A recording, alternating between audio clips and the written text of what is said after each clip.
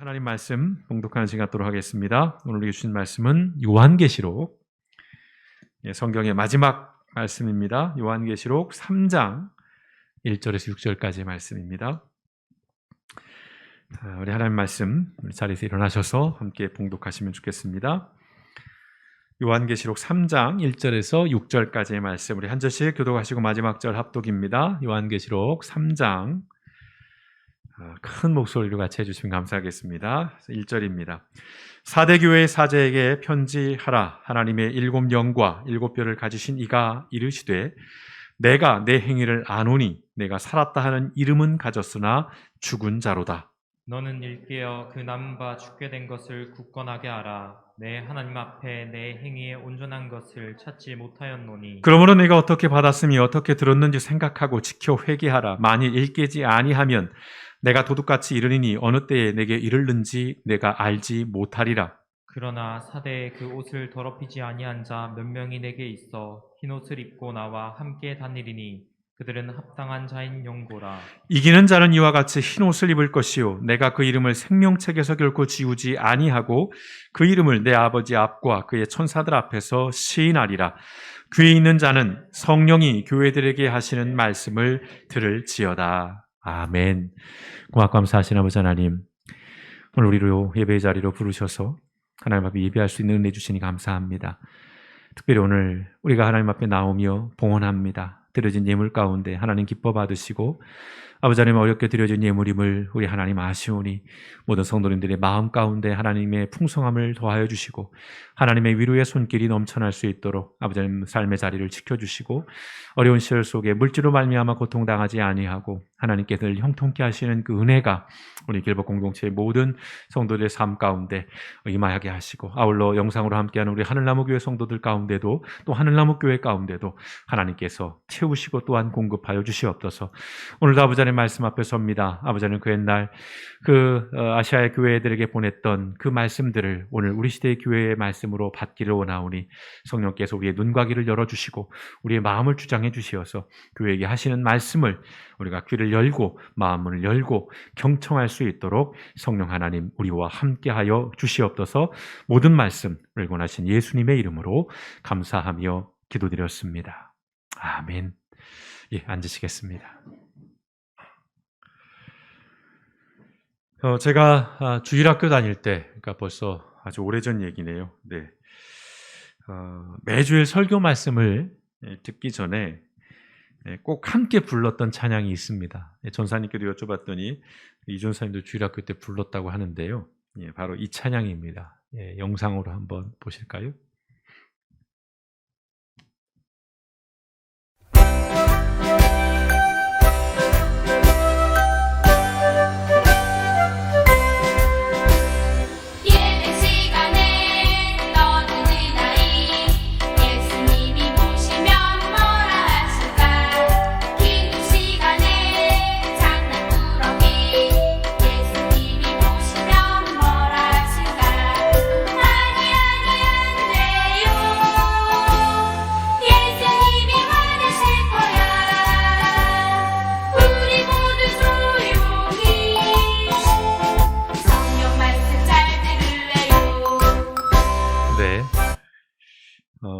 성경 말씀 잘 들을래요 하면 이제 말씀 딱 시작이 되는 거예요. 저걸 제가 직접 율동과 함께 불러볼까 하다가 예수님 화내실까봐 예쁜 영상이 있어서 준비를 해봤습니다. 충분히 저 가사가 이해가 돼요. 주일학교 아이들이니까. 그런데 교육학적으로 생각해 볼 때는 바람직한 찬양은 아닙니다. 예수님에 대해 오해하게 하고 또 두려워하게 하는 그런 찬양이잖아요. 예수님 화내실 거야. 예수님 막 무섭고 막 벌하시고 이러는 분 아니죠. 이 찬양이 그러나 이 찬양에서 중요한 가사가 있기는 합니다. 너무 손발이 안 맞네요. 네. 예수님이 보시면 뭐라 하실까라는 이 가사. 이 가사는 중요합니다. 예배 시간에 우리 떠드는 사람을 보시고 예수님께서 막 불같이 화를 내시지는 않겠지만 아마 생각은 많이 하실 것 같아요. 막 떠들고 있고 졸고 있고 막 그러면 예수님이 보시고 생각은 많으실 것 같습니다. 무슨 생각을 하실지는 모르겠는데 오늘 우리가 읽은 이 요한계시록 이 성경 말씀은 바로 이러한 예수님의 생각을 기록한 말씀인데요. 예배 시간에 떠드는 아이를 향한 생각이 아닌 교회를 바라보시면서 하신 예수님의 말씀입니다. 요한계시록 특별히 2장과 3장에 걸쳐서 있는 이 말씀은 이제 부활하신 예수님께서 당시 로마의 식민지입니다. 시대적인 배경은 그 식민지 상황 안에 있던 많은 박해와 어려움이 있던 아시아, 오늘로 말하면 이제 터키 그 인근 지역을 말하는 겁니다. 에 있는 7개의 교회에 보내는 편지를 담고 있습니다. 이 편지에 대해서 탁월한 목회자이자 신학자였던 존 스토트 목사님은 이렇게 이 편지에 대해서 규정을 했습니다. 뭐라고 했냐면 그리스도는 교회에 대해 어떻게 생각하시는가?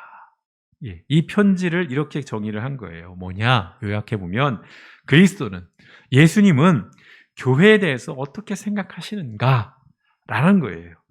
더 짧게 표현하면 교회에 대한 예수님의 평가입니다. 예수님의 관점, 의견들인데요. 자, 시대는 1세기입니다. 1세기라고 하는 특정 시기예요. 시대예요. 그리고 아시아라고 하는 특정 지역의 그 교회 공동체들에게 보내는 편지이지만 이 편지의 내용들은 오늘 우리 모든 교회들에게도 적용될 수 있는 또는 적용해야 하는 그런 말씀들입니다. 예수님께서는 그 7개의 교회에 대해서 칭찬하시기도 하고, 야, 넌 이거 참 잘한다. 이거 참 잘했다. 또 하시고, 또는 책망하십니다. 야, 너 이거 이럴래? 너 이거 좀 문제 있다? 이렇게 말씀하시면서 모든 장소와 그리고 모든 시대의 교회에 원하시는 그런 말씀을 하시는 겁니다.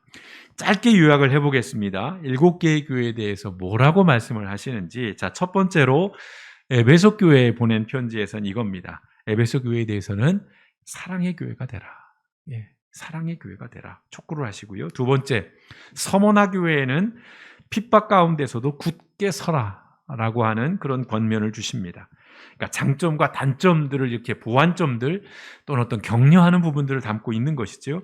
세 번째, 버가모 교회에는 진리에 굳게 서라라고 강권하시고요. 네 번째, 두아디라 교회에는 도덕적으로 순수한 삶을 살라고 명령하십니다. 그리고 다섯 번째, 4대 교회에는 영적인 생명을 가진 교회가 되라고 촉구하십니다. 그리고 여섯 번째, 빌라델비아 교회에는 천국문을 열어주겠다. 여긴 칭찬만을 받은 교회입니다. 일곱 번째, 라오디게아 교회에게는 자만심을 버려라. 교만하지 마라. 그런 경고를 하십니다. 오늘 7개 교회에게 주신 이 말씀들은 사실 하나하나 생각해 보면 오늘 우리의 교회가, 오늘 우리의 신앙인들이 곱씹어보고 되새겨야 할 그런 말씀들이 아닌가 싶습니다. 저는 오늘 이 7개의 교회 중에서 4대 교회를 좀 묵상을 해보기를 원합니다. 4대 교회. 모든 교회를 하나하나 다 묵상해보고 싶은 욕심도 있었습니다만은 일단은 4대 교회를 좀 하나의 상징적으로 교회로 좀 묵상을 해보기를 원합니다. 이 4대 교회는 이 소아시아 지역에서 가장 찬란한 역사를 가진 도시입니다. 오늘로 터키 지역에 위치하고 있는데요. 역사도 굉장히 긴 도시고요. 아주 대단한 융성했던 왕조가 있었던 그런 지역이기도 합니다. 무엇보다도 이 4대 지역에는 최대 금 생산지였습니다. 금이 엄청나게 나오는 지역이었어요. 그럼 아시겠죠? 얼마나 여기가 풍요롭고 부유한 도시였는지. 그러나 우리가 또 아시는 것처럼 풍요롭다는 것이 언제나 좋은 것만은 아니죠. 물론 그럼에도 풍요로워지고 싶긴 합니다만 적어도 이 당시에 4대 교회에게는 이 풍요로움이 좋은 것만은 아니었다는 것입니다. 그 부유한 환경 속에서 4대 교회는 물질을 추구하고요. 그 다음에 쾌락과 권력에 물들어 있었다는 것입니다. 근데 다시 표현하면 당시의 사회적 그리고 문화적, 경제적 영향력, 그 힘, 그 어떤 압력에 대항하지 못하고 그들을 밀어내지 못하고 오히려 철저하게 순응해버린 교회였습니다. 그래서 하나님과 이웃을 사랑해야 할 교회가 돈을 사랑을 했다는 것이지요. 세속적인 가치를 사랑한 것이고요. 당연히 신앙은 형식적일 수밖에 없던 것입니다. 이러한 배경 속에 4대 교회를 향한 예수님의 판단은 이렇습니다. 계시록 3장 1절인데요. 하반절을 보시면 내가 내 행위를 아노니 내가 살았다 하는 이름은 가졌으나 죽은 자로다. 정말 무서운 말씀이죠. 잘 보세요. 내가 내 행위를 아노니. 보시고 계시는 거예요. 계속 지켜본 거예요. 계속 지켜봤는데 이 교회를 보니까 어떠냐면 네가 살았다 하는 이름은 가졌다는 거예요. 그러나 실제는 죽은 자라는 것입니다. 당시 4대 교회는 부유한 도시답게 겉보기에 굉장히 화려했습니다. 건물도 웅장했고요. 출석하는 성도의 수도 많았습니다. 하나님을 믿고 예수님을 따랐어요. 심지어는 복음을 전하기도 하고 가르치기도 했다는 것입니다. 누가 봐도 교회로 보이는 거예요. 그것도 큰 교회, 좋은 교회. 오늘 이 살았다 하는 이름은 가졌으나 할 때 영어에서는 명성이라는 단어예요. 명성. 대단한 명성을 가졌어요. 그런데 실상은 어떻다는 거죠? 생명이 없는 죽은 교회라고 책망하고 계시는 겁니다. 매우 심각하죠. 매우 준엄한 말씀입니다. 무늬만 교회요, 빈 껍데기라는 말씀이에요. 굉장히 뼈아픈 거죠. 길복교회를 향해서 이런 말씀을 하시면 전 죽어버릴 것 같아요. 네. 극단적이죠. 자, 교회라는 이름이 붙여져 있어요. 멋있게 LED 간판 팍 해놓고 막 십자가 종탑 한 3층 높이로 크게. 그래서 교회라는 이름, 그 교회라는 이름 자체가 이미 생명이라는 것이 전제되어 있는 거잖아요. 그래서 그 이름은 가졌어요. 붙여졌어요. 그런데 살아있는 교회가 아니라는 겁니다. 이 말씀을 묵상하는데 목에 걸려서 안 내려가는 거예요. 자꾸 이런 질문을 하는 것이죠. 길복교회는 어떨까? 영상으로 함께하는 하늘나무 교회도 동일한 질문을 한번 해보시면 좋겠습니다. 살아있는 교회인가? 죽어있는 교회인가? 여러분 한번 생각해 보십시오. 마음속으로. 제 앞에서 말씀하지 마시고요. 시험이 되니까. 자, 예수님께서 길봇교회를 보시고 우리 교회를 보시고 어떤 평가, 어떤 말씀을 하실까요? 이것은 교회 연수와 상관없습니다. 뭐 30년이 됐네, 50년이 됐네, 100년이 됐네, 아무 상관이 없어요. 크기도 상관없습니다. 막 본당 좌석이 막 2만 석 이런 거 상관없어요. 출석교인 10,000명, 20,000명 이런 것과도 상관이 없습니다. 그리고 프로그램과도 상관없어요. 제자훈련 12단계, 막 성서대학, 막 50학점, 100학점, 이수 이런 막 커리큘럼 이런 건 다 소용없는 거예요. 상관없는 것입니다.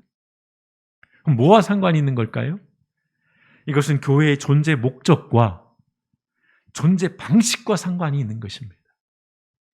이건 좀 더 이제 다음 시간에 구체적으로 좀 이야기를 나눠보기를 원하는데요. 교회의 존재 목적, 존재 방식, 이걸 좀 고민해 보셨으면 좋겠습니다. 초기의 한국 교회는 가난한 이들을 구제하는 일을 굉장히 많이 했습니다. 뭐 당연하죠. 처음에 어느 지역이든 기독교가 들어가고 교회가 들어가면 제일 먼저 하는 것이 가난한 사람들을 돕는 일을 했어요. 그리고 이제 교육에 투자를 합니다. 지금 뭐 우리가 아는 대단한 대학들 대부분이 다 교회에서 설립한 교회의 학교 법인들입니다. 기독교 법인들이에요. 미션 스쿨이었다는 것이죠. 그래서 굉장히 교육 인프라를 넓혀놨습니다. 뿐만 아니죠. 의료.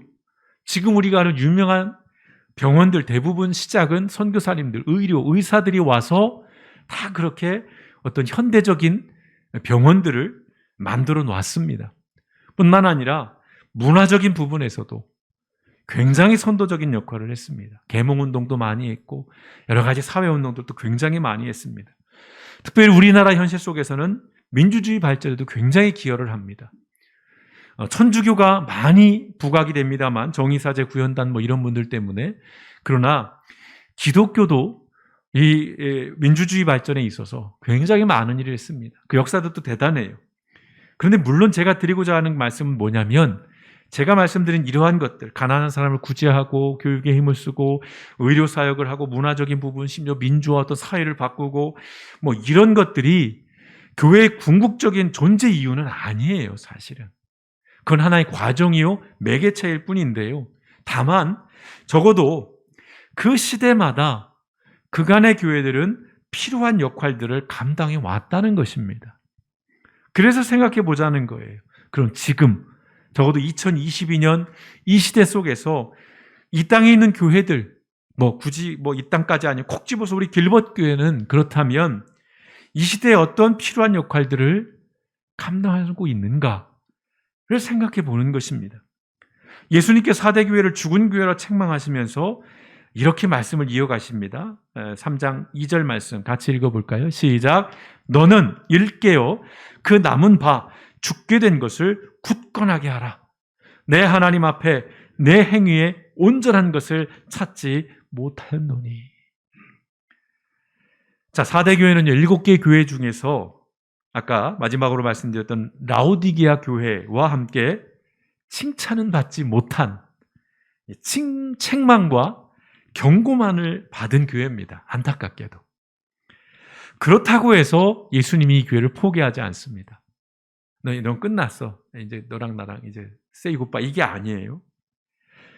이 4대 교회를 향해서 예수님께서 하신 일성은 뭐였습니까? 2절에 보시면 뭐가 제일 먼저 나오죠? 깨어나라는 거예요. 웨이크업입니다. 깨어나라는 거예요. 두드리시는 거예요. 막 흔들어 깨우는 겁니다. 포기할 수 없거든요. 그리고 뭐라고 하십니까? 굳건하게 하라. 교회라고 부를 수 없는 상태에 있었습니다마는 그러나 예수님께서는 이 4대 교회를 포기하지 않고 각성을 촉구하시는 것이죠.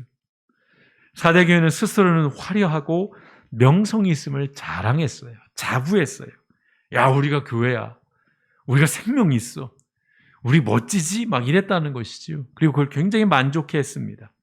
무엇보다도 그들은 굉장히 부유했습니다. 가난하지 않았어요. 여러분, 부유했다는 걸 제가 비난하는 게 아니에요. 그러나 예수님의 관점에서는 자랑할 일도 없는 겁니다. 만족해 할 만한 것 아무것도 없는, nothing이에요. 아무것도 없어요. 오히려 아주 가난한, 아주 빈곤한 그런 교회였던 것이지요.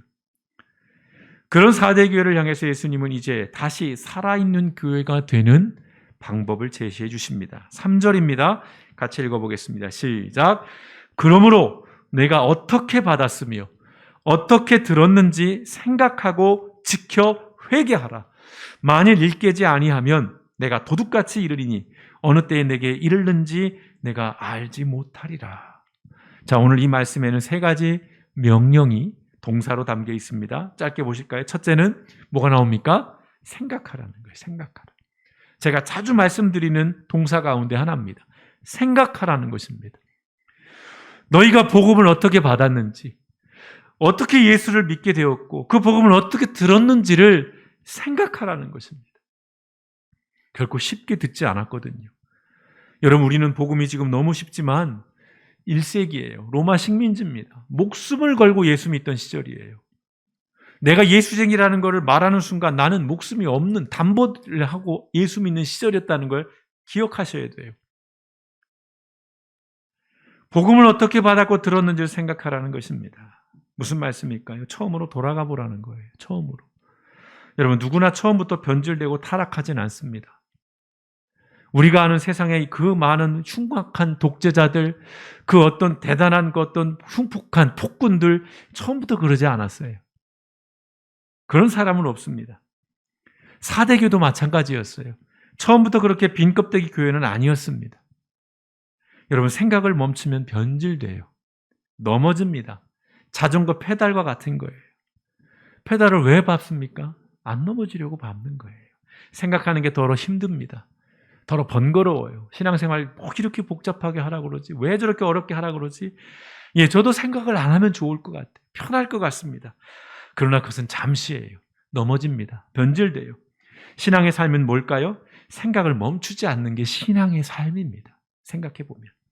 내가 누구인지, 내가 어디서 왔는지, 어디로 가는지를 늘 생각하는 거예요. 현실에만 몰두하면 오늘이라는 시간에만 몰두하고 있으면 과거를 잊게 돼요. 그리고 무엇이 문제죠? 내일이 보이지 않습니다. 생각하라는 것은 오늘의 시간에서 어제를 잊지 말고 내일을 내다보라는 말씀입니다.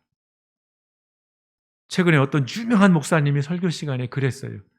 과거 얘기하면 그건 마귀가 하는 짓이라고. 깜짝 놀랐습니다. 옛일을 잊는 것은 마귀가 하는 짓이 아니에요. 안 잊는 것은, 옛일을 기억하는 것은, 저도 헷갈리네요. 옛일을 기억해야 하는 것입니다. 그걸 기억하지 못하게 하는 것, 그게 마귀 짓이에요. 생각을 멈추라는 거거든요. 여러분, 신앙생활의 기본은 끊임없이 생각하는 것입니다. 두 번째는 뭡니까? 어떤 동사예요? 지키라는 거예요. 지키라는 겁니다. 복음의 본질과 복음의 가르침에 이건 순종하라는 말씀이에요. 지키라는 게 뭘까? 순종하라는 것입니다. 순종하라는 것은 뭐예요? 계속해서 유지하라는 겁니다. 그리고 지켜나가는 거예요. 시간이 지나면서 익숙해지고 그 익숙함은 권태로 이어지고 그 권태는 나태함과 타락으로 이어지는 게 우리의 삶이죠. 신앙도 마찬가지입니다. 자, 마음을 지키고 유지하는 가장 좋은 방법이 있습니다. 그것은 우리의 일상의 삶에서 작고 사소한 것들일지라도 실천하는 겁니다. 실행하는 거예요. 뭘 실천하고 뭘 실행할까요? 가장 기본적인 실천 뭘까요? 예배 참석하는 겁니다. 대면 예배든 영상 예배든. 또 뭘까요? 성경 읽는 것입니다. 목사님 읽어도 탕채 모르겠는데요. 그래도 읽는 것입니다. 쌓이거든요. 결코 그것이 그저 없어지지 않습니다. 또 무엇일까요? 중보기도입니다. 제가 왜 특별히 중보기도라고 했을까요? 기도라고 하면 될 것을. 기도는 나를 위한 것이거든요. 근데 중보는 다른 이들을 위한 것입니다. 이 중보기도를 할 때, 이 작은 실천들을 할 때, 내가 아닌 누군가를 생각하고 그들을 위해서 기도할 때 우리의 신앙은 지켜지는 거고요. 그것이 순종의 삶으로 이어지는 것입니다. 여러분, 신앙생활에 지름길은 없습니다. 영성 충만에 이르는 몇 단계, 영성 충만에 이르는 7가지 이런 거 다 의미 없습니다. 신앙생활에 지름길은 없어요. 특별한 비법도 없습니다. 금식할 때 어떻게 이렇게 금식하면 더 은혜 받는데 그런 거 없어요. 그런 거 없습니다. 예배의 자리도 예전에는 이 앞자리 여기가 은혜 받는 자리라고 했는데 여기 침만 받는 자리죠. 자리 그런 게 중요하지 않습니다. 기본에 충실한 것. 그것이 가장 신실하고 거룩해지는 길입니다. 여러분 어디 특별한 걸 찾아다니지 마십시오. 뭔가 있다고 얘기하면 거기는 위험한 곳입니다. 가장 순수한 걸 찾으세요. 여러분 예배를 드리는 것, 여러분 삶의 성경을 읽는 것, 그리고 누군가를 위해 기도하는 것, 이것이 여러분을 지키고 순종하는 길인 것입니다. 신실하고 거룩해지는 가장 빠른 길인 것입니다. 셋째는 무슨 동사가 있습니까? 회개하라는 것이에요. 회개하라는 것입니다. 지금까지 방향에서 돌아서라는 겁니다. 전면적이고 대대적인 개혁을 요구하시는 거예요. 더 이상 그렇게 살지 말라는 경고의 말씀입니다. 또한 이 회개는 이례적인 게 아니에요. 이례적인 게 아닙니다. 어느 교단이죠? 지금 갑자기 예수교 침례회 구원파 박옥수 목사 막 버스에도 광고되고 지금 유튜브에도 광고 나오고 막 잠실에서 대형 집회도 하는, 그래서 가보면 굉장히 그럴듯한 얘기를 하는 그 종파에서 그 이단이 하는 얘기가 뭐냐면 회개는 한 번이면 끝이라는 거예요. 더 이상 회개 안 해도 된다는 거예요. 이단입니다, 여러분. 회개는 이례적인 게 아니에요. 매 순간 끊임없이 반복하고 또 반복해야 하는 것입니다. 더러 어떤 분들이 양심이 있는 척하며 어떤 얘기를 하냐면 제가 민망해서 이제 더 이상 회개 못 하겠어요. 여러분 그거 겸손한 거 아닙니다. 교만이에요. 자만입니다. 그 죄예요. 여러분 늦은 회개 없습니다. 이미 지났는데 돌이킬 수 없습니다. 저는 이제 끝난 것 같아요. 그런 게 어디 있어요. 늦었다고 회개하지 않는 것, 여러분 그건 죄입니다. 최종 판단은 하나님의 몫이에요. 하나님이 하시는 거예요. 내가 판단하고 내가 선택하는 거 불신앙입니다. 내가 할 수 있는 건 뭐예요? 하나님이 부르시는 그날까지 우리는 매일매일 돌이키고 돌아서는 거예요. 하나님 잘못했습니다 하고 또 나쁜 짓 하고, 하나님 잘못했습니다 하고 또 나쁜 짓 하고. 누군가는 그래요. 그러니 나 교회 안 다니겠다. 여러분 그거 멋진 얘기 아니고 쿨한 거 아닙니다. 신앙이라는 건 넘어지더라도 또 일어서는 거예요. 넘어질지라도 또 일어서는 겁니다. 그게 신앙인 것입니다. 신앙의 삶에서 절대 포기해서는 안 되는 삶의 방식이가 자세가 바로 이 회개입니다. 회개. 이 세 가지를 기억하십시오. 생각을 하는 겁니다. 그리고 생각만 하는 게 아니라 실천을 하는 거예요. 그 작은 세 가지들을. 그리고 그 삶에서 끊임없이 돌이키는 겁니다. 끊임없이 하나님께로 돌아서는 것입니다. 이제 4절에서 예수님이 중요한 말씀을 하십니다. 같이 읽습니다. 시작. 그러나 사대에 그 옷을 더럽히지 아니한 자 몇 명이 내게 있어 흰 옷을 입고 나와 함께 다니리니 그들은 합당한 자인 연고라. 저 흰옷, 정말 저 흰옷, 이 흰옷 때문에 수많은 이단들, 사이비들이 등장합니다. 그래서 늘 막 흰옷 입고 다니고 미치겠어요. 정말 이 흰옷에 왜 그렇게 집착을 하는지. 말도 꼭 백마를 타야 돼요. 흑마 안 됩니다. 계룡산 한때 유명했죠. 자기가 부활한 재림주다 하고 막 흰말 타고 다니고 구두도 흰색, 마이크도 흰색, 손수건도 흰색. 그렇게 이단이 되는 겁니다. 오늘 여기서 말씀하는 것은 이거예요. 사대교회는 대부분의 그리스도인들이 명목상의 그리스도인으로 살았어요. 껍데기 같은 그리스도인으로 살았어요. 근데 모두가 그런 건 아니었다는 것입니다. 이게 중요해요. 여러분, 어떤 곳이든 모두가 변질되고 모두가 타락한 곳은 없습니다. 어느 조직이든 저거 썩었어. 근데 그 안에서도요, 썩지 않은 사람이 있습니다. 인원이 적어서 그렇지. 무늬만 교회였던 사대교회 안에 끝까지 신앙의 본질을 추구하고 타협하지 않고 변질되지 않은 남은 자들이 있었던 겁니다. 이게 구약의 유명한 남은 자 사상입니다. 그루터기. 밑둥이 다 잘렸지만 거기서 싹이 나는 거예요.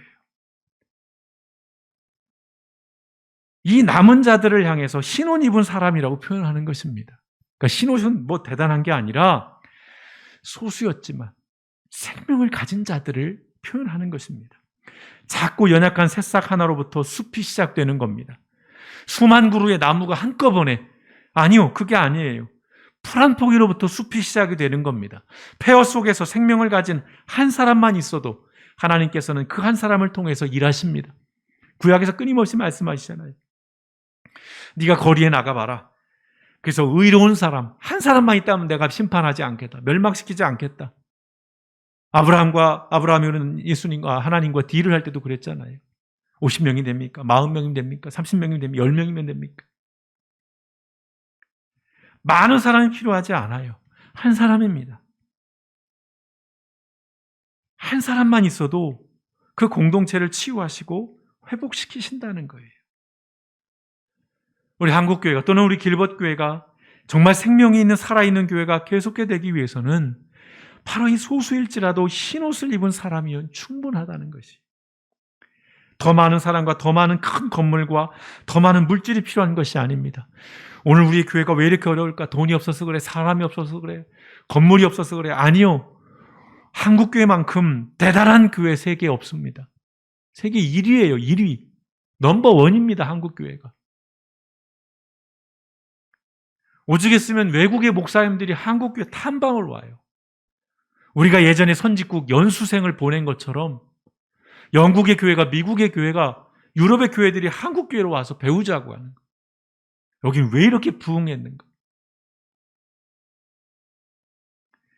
성도 여러분, 나를 위해서 그리고 우리를 위해서 나 자신부터 이 흰옷을 입은 사람으로 살아갈 수 있기를 늘 생각하고 지키고 이 돌이키며 살아가는 삶을 포기하지 않으시길 주님의 이름으로 축원드립니다.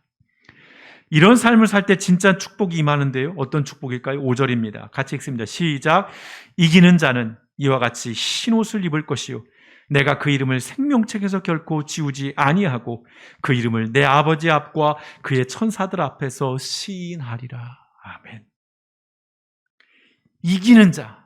이것도 정말 미치는 단어입니다. 흰옷만큼이나. 이기는 자가 누굽니까? 지금 한국에서 신천지 이만희예요. 이만희가 자기를 이기는 자라고 얘기를 해요. 이긴 자. 보혜사 성령이라고 얘기해요. 하나님이라는 거죠. 아니에요. 이기는 자는 이만희가 아니라 복음의 본질을 잃어버리지 않고 복음을 변질시키지 않고 그 복음으로 끝까지 살아낸 사람, 이 사람을 이기는 자라고 말씀하고 있는 거예요. 이런 사람에게는 의로움과 순결함을 상징하는 예수 그리스도의 이 흰옷을 입혀주신다는 겁니다. 또한 이런 자에게는 생명책에서 결코 지우지 않고 하나님과 천사들 앞에서 시인하신다는 겁니다. 여기서 나온 이 생명책, 아까 우리가 시편 69편에도 생명책 얘기가 나왔는데요. 자주 말씀드리잖아요. 목사님들이 이걸 가지고 막 자기의 권위를 자랑합니다. 내가 생명책에서 지우겠다고. 아니, 목사 지가 뭔데 생명책에서 지워요. 그런 얘기를 버젓이 합니다. 목사들이. 이건 예수님이 하시는 말씀이에요. 예수님이 하신다는 거예요. 근데 여기서 중요한 건 이겁니다. 시인한다는 것. 이게 뭘까요? 내가 살아온 삶을 인정해 주신다는 거예요. 여러분, 이것만큼 가슴 벅찬 일이 어디 있어요? 내가 하나님 앞에 섰는데, 내가 예수님 앞에 섰는데 너 잘 살았어. 너 정말 잘 살았어. 내가 네 인생 알아. 인정해 주시는 거예요. 여러분, 이런 축복이 어디 있습니까?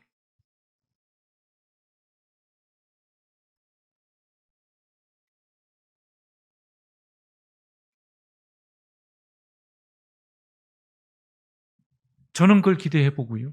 또한 성도님들도 그런 삶의 길을 소망해 봅니다. 하나님 앞에 섰을 때, 예수님 앞에 섰을 때 너의 지난 삶을 내가 인정한다. 여러분, 그런 칭찬을 받으셨으면 좋겠습니다. 예수님의 편지는 이렇게 마무리됩니다. 6절입니다. 같이 읽어보겠습니다. 시작. 귀 있는 자는 성령이 교회들에게 하시는 말씀을 들을지어다. 아멘.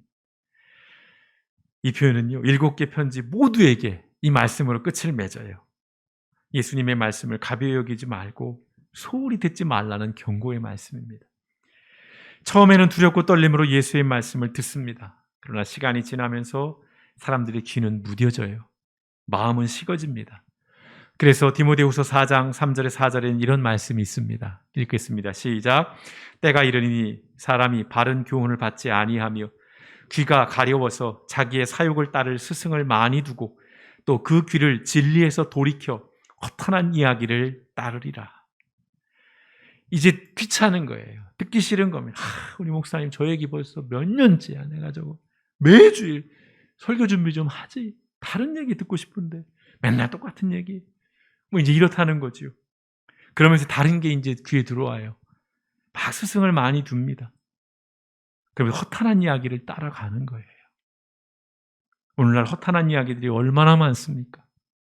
이렇게 하면 성공한다. 저렇게 하면 성공한다. 이게 진리고 저게 진리고 나를 믿고 나를 따르라. 얼마나 많은 얘기들이 있어요. 그렇지 않다는 겁니다.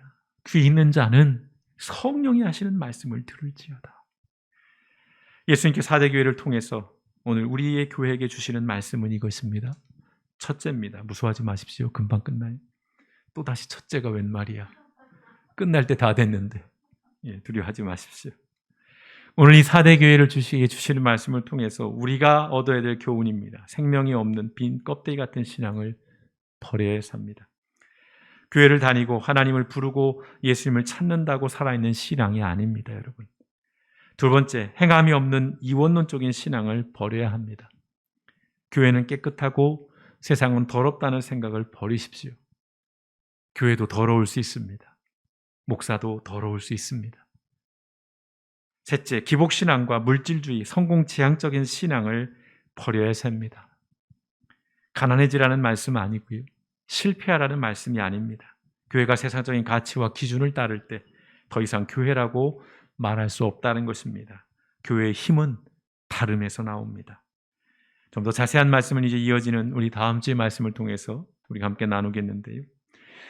오늘 길법교회 성도님들께서 또 우리 하늘나무교회 성도님들께서 이 4대 교회를 향해 말씀하신 예수님의 준엄한 말씀을 마음에 품고 여러분 매일의 삶에서 지속적으로 묵상해 보기를 원합니다. 늘 그렇듯이 오늘 말씀은 어떤 딱 결론, 이거구나가 아니에요.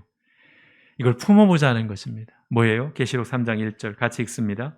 내가 내 행위를 아노니 내가 살았다 하는 이름은 가졌으나 죽은 자로다. 여러분 이걸 이번 한 주간 계속 곱씹어 보십시오. 그리고 3장 6절입니다. 같이 읽습니다. 귀 있는 자는 성령이 교회들에게 하시는 말씀을 들을지어다. 불편한 얘기예요. 부정적인 말씀이지만 오늘 이 말씀이 길복교회를 교회되게 하고 또한 성도님들께서 생명을 가진 그리스도인으로 살아가게 할 것을 믿습니다. 우리가 어떤 교회로 존재해야 하는지, 어떤 방식으로 존재해야 하는지 저만 고민할 것이 아니라 여러분과 함께 고민하고 고민만 할 게 아니라 함께 기도하고 기도만 할 게 아니라 작은 실천들을 해나가면서 우리가 살아있는 교회로 그저 겉모습만 번지르르한 그런 것이 아니라 정말 진짜 살아있는 그러한 교회, 예수님이 보시기에 화를 내는 그런 교회가 아니라 인정해 주시는 그런 교회가 되어질 수 있기를, 우리가 그런 교회를 어떻게 하면 세워나갈지를 함께 기도하며 또 함께 힘을 모아 나아가는 저와 여러분 우리 길벗교회 아울리어 하늘나무교회 모든 성도들 되시기를 주님의 이름으로 축원드립니다. 기도하시겠습니다.